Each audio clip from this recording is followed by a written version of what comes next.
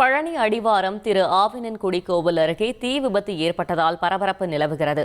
கூடுதல் தகவலை செய்தியாளர் அழகேஷ்குமார் வழங்கிட கேட்கலாம். அழகேஷ்குமார், வணக்கம். இந்த தீ விபத்திற்கான காரணம் என்ன? முழு விவரங்கள். திண்டுக்கல் மாவட்டம் பழனி முருகன் கோவிலில் நேற்று தைப்பூச திருவிழா கொடியேற்றத்துடன் கோலாகலமாக துவங்கியது.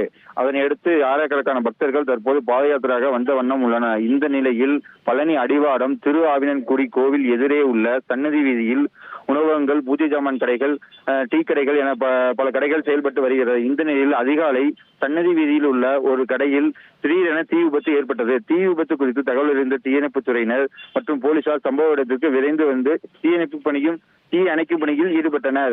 கடைகளின் முன்பகுதியில் பற்றிய தீயை அணைத்த நிலையில் பூஜை ஜாமான் கடை என்பதால் தீயை அணைப்பதில் சிரமம் ஏற்பட்டுள்ளது. அதாவது கடைக்குள் இருந்த தீப எண்ணெய், நெய், சூடம், பத்தி, சாம்பிராணி ஆகிய பொருட்கள் இருப்பதால் தீயை அணைக்கும் பணியில் தொய்வு ஏற்பட்டு வருகிறது.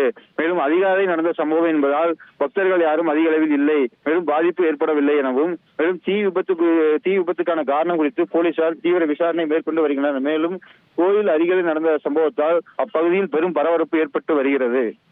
தகவல்களுக்கு நன்றி அழகேஷ்குமார். செய்திகளை உடனுக்குடன் தெரிந்து கொள்ள உடனே சப்ஸ்கிரைப் பண்ணுங்க.